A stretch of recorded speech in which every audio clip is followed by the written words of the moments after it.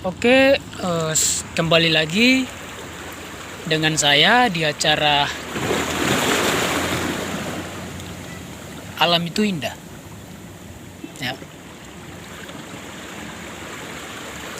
Setiap kali ketika kita membahas tentang alam, maka di situ kita akan membahas tentang keajaiban Tuhan. Keajaiban Tuhan yang membuat kita itu terkagum. Keindahan, bahkan ada tempat-tempat yang seperti hari ini kita saksikan. Itu tempat-tempat yang menjelaskan kepada kita bahwa cinta Tuhan itu sangat besar, sehingga dia menciptakan tempat-tempat ini untuk dimana kita menenangkan pikiran kita dari keletihan, lesu, beban berat. Ya.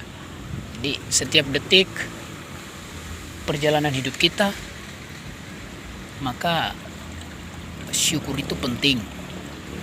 Karena indahnya tempat itu hanya dibuat untuk kita manusia, kita menguasai. Jadi kamu lihat, di sana di Mansinam sana ada satu tugu yang putih itu, sana tuh ya. Itu sebenarnya sih bagi saya itu memberalakan. Tuhan kita itu hidup dan bergerak. Tapi kalau di unsur sastra itu unsur cinta kita. Unsur sastra itu unsur cinta kita menggambarkan satu sosok yang kita kagumkan. Tapi bicara Tuhan, bicara dari hati. Ya. Kita menikmati alam itu lebih penting, karena ketika kita menikmati apa yang ada di sekitar kita, di situ kita mau menyadari bahwa Tuhan itu baik. Tuhan itu baik dan selamanya dia tetap baik. Ada yang tanya, kenapa kamu tidak ke Mansinam hari itu? Saya bilang, Mansinam itu, kalau kita bicara Mansinam itu kita bicara terangnya orang Papua. Nah, jadi saya menggarisbawahi bahwa kalau kita bicara terangnya orang Papua, terang itu datang, berarti Mansinam itu hanya sebagai tempat.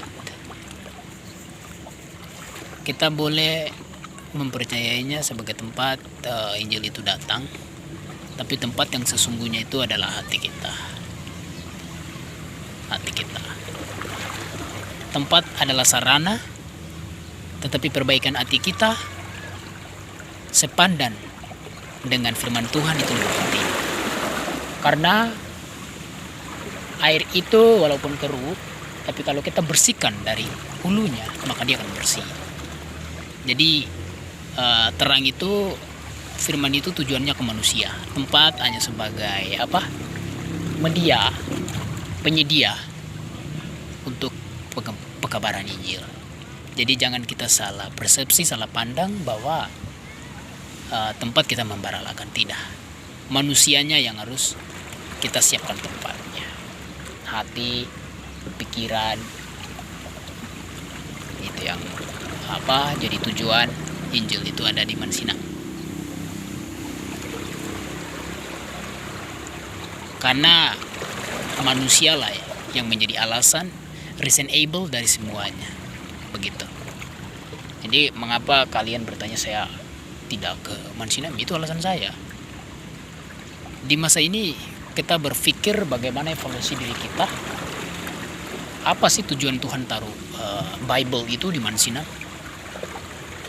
Palingnya kalau logikanya paling nggak ke siapa-siapa, ke kita manusia. Jadi Mansinam hanya sebagai simbol tempat penyedia supaya kasih Tuhan itu tersalurkan ke kita manusia. Yang dirubah itu manusianya, bukan Mansinam tempat, bukan. Yang dibentuk itu bukan gedung, simbol dan lain sebagainya. Yang dibentuk itu manusianya. Karena alasan daripada semua itu adalah manusia. Bible di Mansinam, kedua rasul bawa Bible sampai ke Mansinam, itu adalah alasan. karena manusia, karena kita. Jadi harus kita mensyukuri Tuhan ingin merubah hidup kita dan manusia namanya sebagai tempat untuk Alkitab itu tinggal. Mari evaluasi diri kita di hari HUT ini, PI yang ke 166. Mari kita ubah hidup kita, pola pikir kita berpandangan dengan Bible, maunya Tuhan. Bukan kita bangkit dari tradisi-tradisi yang ada. Ya. Kalau kita bicara tradisi, semua orang Papua punya tradisi. Daripada ribet, ya sudah kita ikut Alkitab. Oke? Oke. Jadi itulah cerita singkat bersama saya Karel di pantai apa nih tempat? Inggandi. Ada taluk-taluk ini.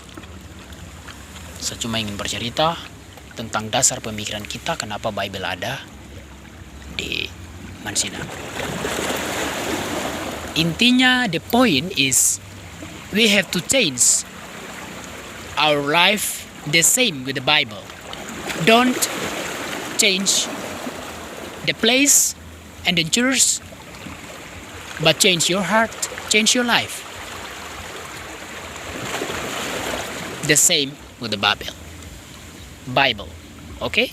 Thank you everyone, and God bless you.